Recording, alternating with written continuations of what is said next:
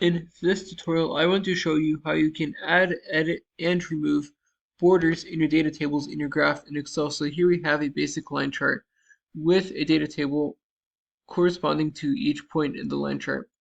And let's just say I wanted to add a border or edit it. For example, to do this, I can click on the graph, go to the plus tab, and then here where I have data table checked, I can go to this arrow right here, and then click on more options, and on the right, I'm going to see 3 bars where I can adjust the borders right here.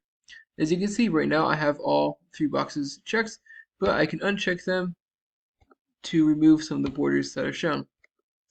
As you can see, I did a manual edit of the border, so some of them are not fully going away, but as you can see, I can add in vertical borders like that. I can add in the outline,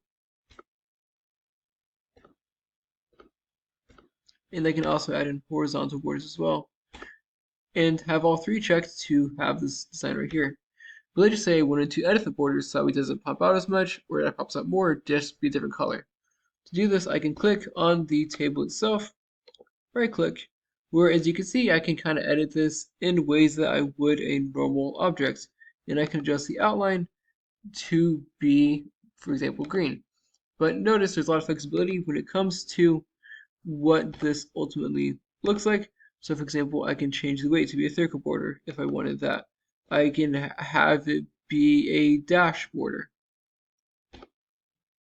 Obviously this looks kind of wonky, but the point is that you can edit it to be what you want it to be. I can even have it be different lines if I wanted to do that, and kind of edit this in a lot of ways that I would a normal object in Excel. And to get rid of it entirely, just go to the data table options and just uncheck them all, and the border is now gone. No, it takes us a couple seconds for it to load sometimes, but by unchecking all 3 boxes,